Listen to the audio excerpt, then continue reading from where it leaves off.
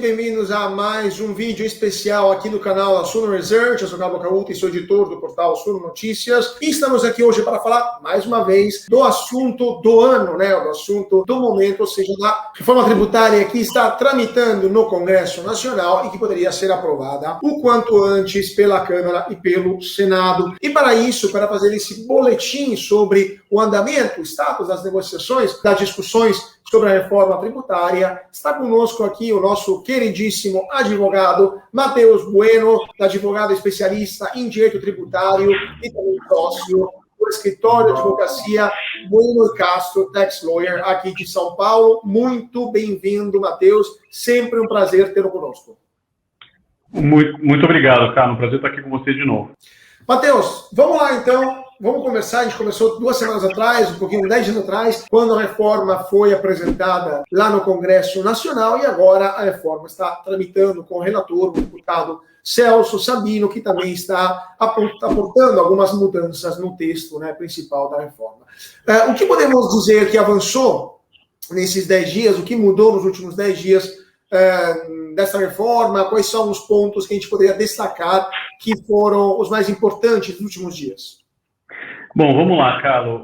Uma retrospectiva. A gente está falando já da terceira minuta, né, do projeto de lei. Tem o projeto original, que foi muito criticado pelo mercado, né, que parecia uma lista de maldades da Receita. O governo trouxe ele com a bandeira de atualizar a tabela do imposto de renda das pessoas físicas, e com uma pequena redução do imposto de renda das pessoas jurídicas, mas assustou muito o mercado. Por exemplo, trazia o fim da isenção dos dividendos e o fim da isenção dos rendimentos dos FIIs, além de mais uma boa quantidade aí de notícias ruins para o mercado. Aí a primeira versão do relator Sabino já amenizou um pouco as críticas, porque retirou várias das reclamações da mesa, tirando algumas disposições do projeto original, mas mantendo, por exemplo, a tributação dos dividendos e mantendo uma redução do imposto de renda corporativo. Mas continuou sendo bem criticado, porque não havia ainda um encontro favorável na visão da maior parte das associações. Até onde eu sei, não vi nenhuma associação empresarial defendendo o projeto, mesmo depois da primeira versão do relator, ou seja, a segunda versão da reforma. E aí a gente teve nesta semana, agora no dia 3, uma segunda versão do relator, ou terceira no geral, onde ele fez novos ajustes e, no geral, a gente continua tendo tributação dos dividendos, com algumas exceções, e ele está colocando, assim como ele falou da primeira vez, o primeiro ajuste, ele está colocando o fim de alguns regimes, alguns incentivos, como moeda de troca, né, para que a arrecadação não fique tão prejudicada. O que a gente pode talvez destacar dessa última versão de 2 dias atrás, no dia 3, é que ele está concedendo, na tributação dos dividendos, uma exceção para as empresas do Simples, que então não seriam tributados os dividendos, algo sintonizado com o que o ministro Guedes vem mencionando, né, que ele queria pegar uma casta, né, uma parte da população,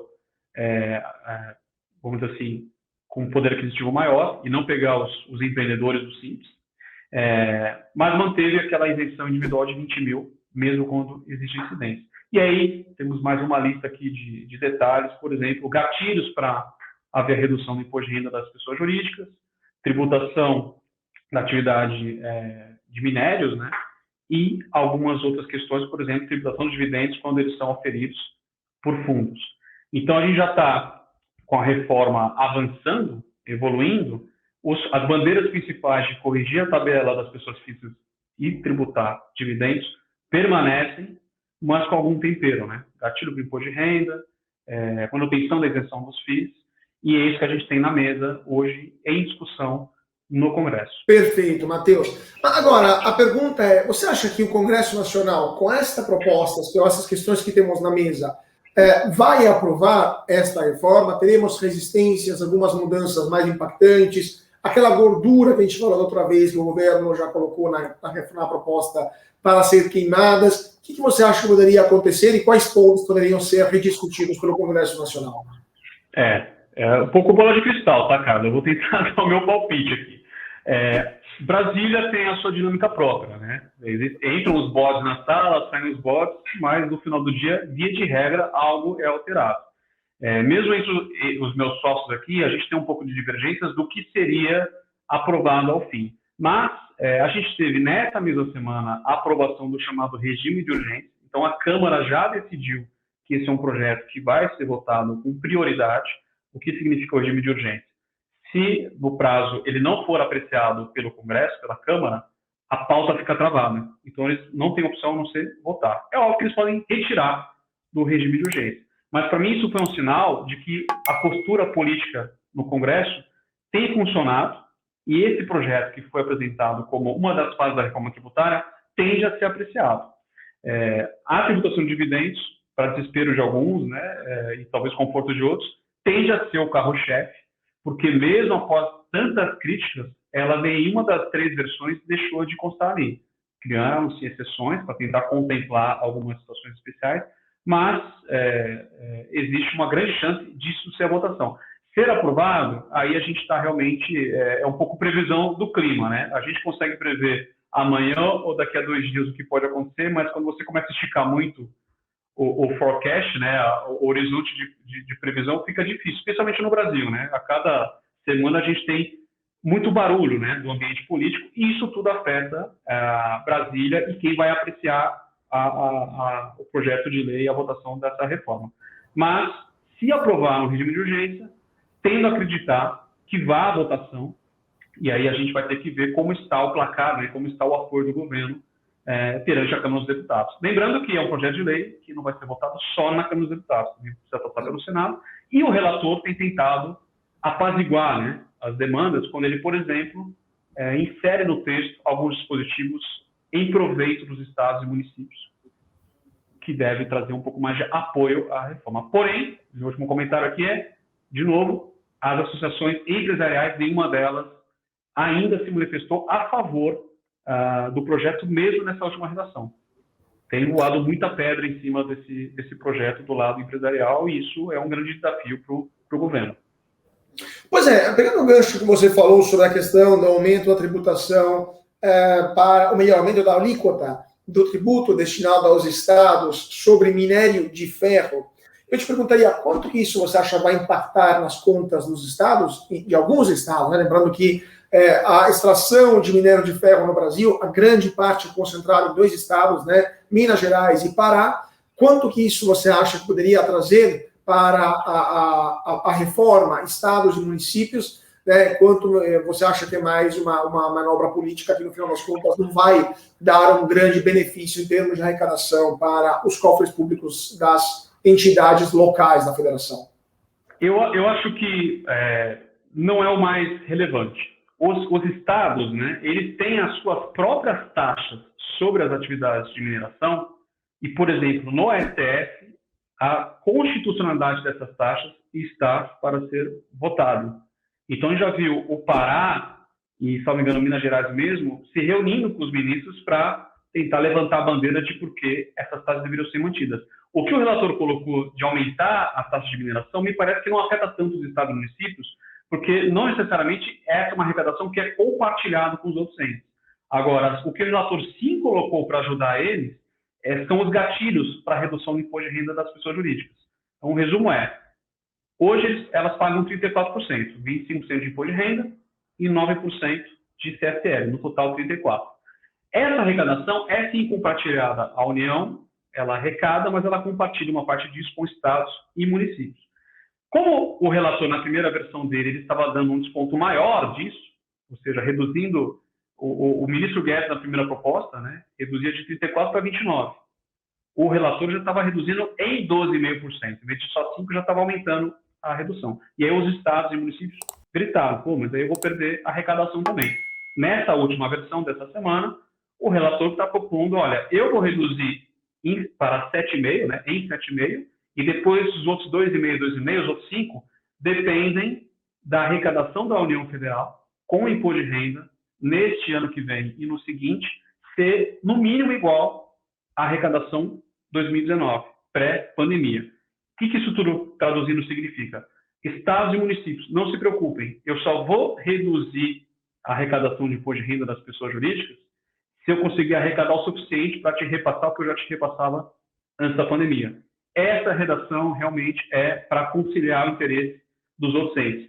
A arrecadação sobre os minérios, que é aquele segundo ponto, acho que está mais do lado de um pouco de moeda de troca. Olha, já que eu vou reduzir um pouco aqui, eu preciso tirar dinheiro de algum outro lugar. E aí o relator está mirando no fim de incentivos e algum arroxo específico sobre alguns setores, por exemplo, as mineradoras. Então, Matheus, agora passando para outro ponto, voltando a uma questão que você falou antes, que também queria abordar. A questão da isenção de R$20 mil, né, permaneceu como era no projeto original. De fato, então, essa reforma vai acabar afetando também todos os profissionais liberais, dentistas, médicos, próprios advogados, né, que vão acabar tendo que eles ganham mais de R$20 mil por mês e vão acabar tendo uma tributação sobre esse excedente. O que você acha desta parte da reforma? De fato, vai afetar? Quem vai pagar mais vão ser os profissionais liberais? Ou, de fato, é algo que vai poder ser contornado de alguma forma, sei lá, com planejamento tributário, por exemplo? Vamos lá. A versão atual, que é a segunda versão já do relator, né, a terceira do geral, já está bem melhor para esses profissionais liberais, nós aqui inclusos, do que a versão original. Por quê? Porque a versão original colocava 20% e acabou. Aí criou-se primeiro aquele limite de 20 mil por sócio, e a versão colocou uma exceção, ou seja, não existe tributação, continua isento o dividendo das sociedades jurídicas, das pessoas jurídicas que estão no Simples. Isso, Carlos, vai contemplar 99% dos profissionais liberais. Os pequenos empreendedores, dentistas, médicos, engenheiros, administradores, jornalistas, advogados, eles tendem a estar em sociedades organizadas em pessoas jurídicas e no regime do Simples. Então, quando o relator colocou que o Simples não vai ter retenção de IR sobre dividendo, ele já cumpriu a promessa do ministro Guedes de não mirar esse setor da sociedade. Ele falou, olha, eu estou querendo pegar o peixe grande, vamos dizer assim, o acionista que tem bastante rendimento. Quem é esse acionista? Ele já é acionista de uma empresa maior e já ganha mais de 20 mil. Existe uma discussão em relação aos 20 mil, né? Se quando passa de 20 mil, se eu receber 21 mil, se eu sou tributado só sobre os 1.000 ou se eu aplico a tabela progressiva já assumindo que esses 21 seria a renda tributada. Então, isso não está esclarecido no projeto, vai dar, enfim, discussão para nós advogados aqui. Mas para quem é sócio de uma empresa do Simples, seja qual profissão, já está fora da tributação de dividendos e, por enquanto, respiraria aliviado, porque não tende a ter essa tributação se essa redação atual for aprovada. Agora, Matheus, última pergunta aqui também. Todo mundo aqui se faz na redação, a gente faz cálculo com as mudanças, revê a alíquota percentual, etc. Segundo vocês aí da Buena Castro Tax Lawyer, a carga tributária total, depois dessa reforma, o peso dos tributos na sociedade brasileira, vai aumentar? Vai permanecer igual ou vai diminuir? Caso a reforma seja aprovada com as informações que temos hoje, né?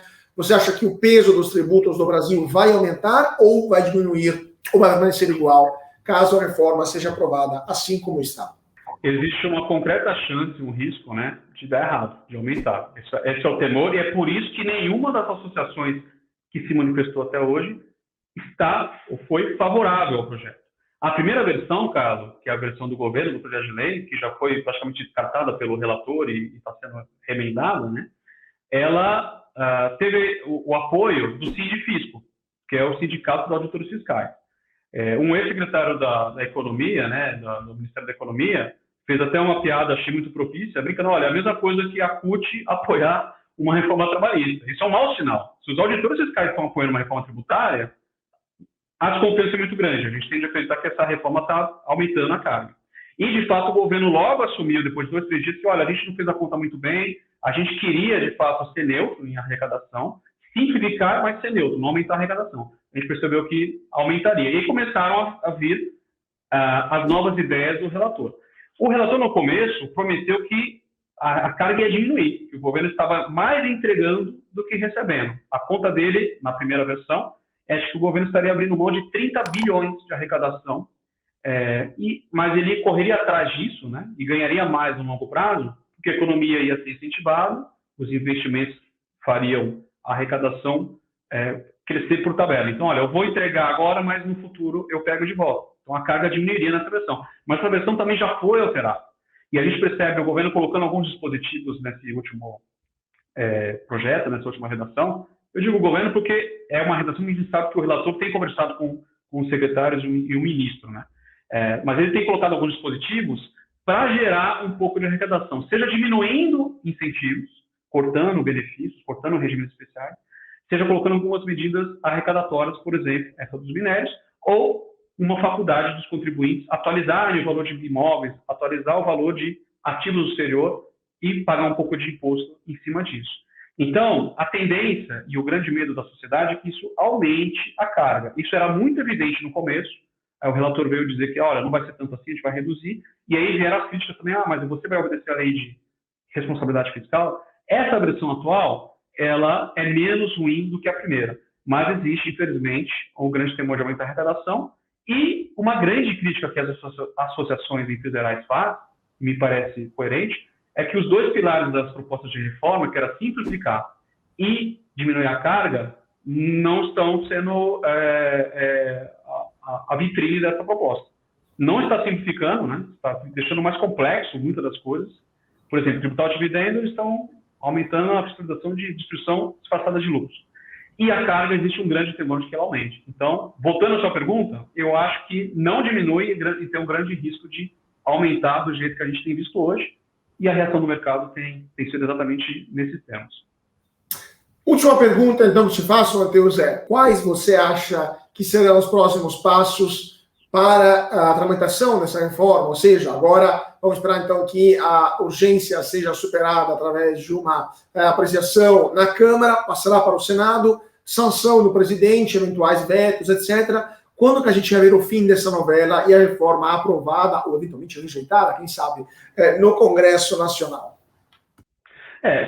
Se o presidente da Câmara, né, e já houve uma costura política ali para que se aprovasse a urgência, a gente tende a acreditar que isso realmente entrou num outro escaninho, numa outra prateleira ali, e a Câmara vai, de fato, apreciar. Daqui até isso acontecer, a gente deve ver algumas novidades. Por quê? Porque essas minutas que o relator tem apresentado, essas versões novas do projeto, nem estão ainda oficialmente protocoladas na Câmara. Se qualquer cidadão entrar no site da Câmara dos Deputados e procurar o projeto de lei 2337, que é o projeto que o governo apresentou, a redação que consta lá é a redação original, a que foi muito atacada.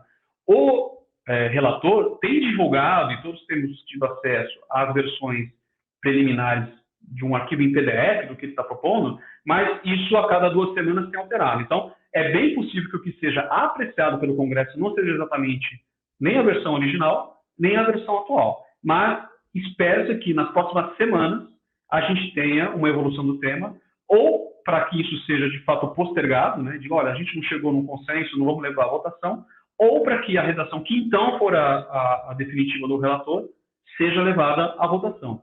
Não acho que é uma questão de dias, acho que é uma questão de semana, e, como eu brinquei no começo, é um pouco previsão do clima, né? Em questão de semana a gente pode ver nevar, pode ver muito calor. Brasília vai nos apresentar o que tiver que apresentar. Mas, no geral, das propostas de reforma, Carlos, a gente tem 2 PECs, né, que estão há mais de 2 anos lá no Congresso.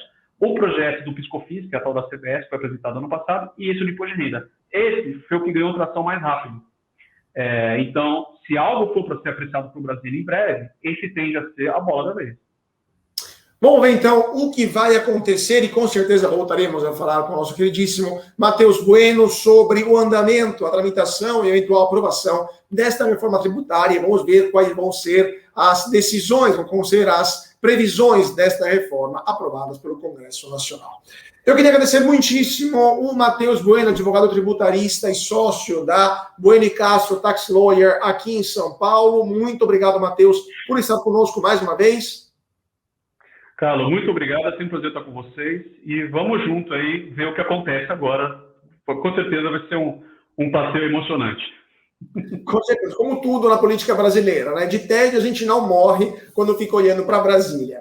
Muito obrigado, Matheus, mais uma vez, e muito obrigado a vocês que estão seguindo a gente aqui no canal do Suno Notícias. Sigam a gente nas redes sociais, no Twitter, no Facebook, no Instagram, aqui no YouTube. Se inscreva no canal, deixa aquele like maroto, o seu comentário, que ajuda muito o nosso trabalho. Nosso site, suno.com.br/notícias. para ficar sempre atualizados sobre todas as informações que movimentam o mercado de capitais e também nosso podcast, que todo dia sai do forno e vai direto para a sua plataforma iOS ou Android. Mais uma vez, muito obrigado a todos pela atenção e até mais.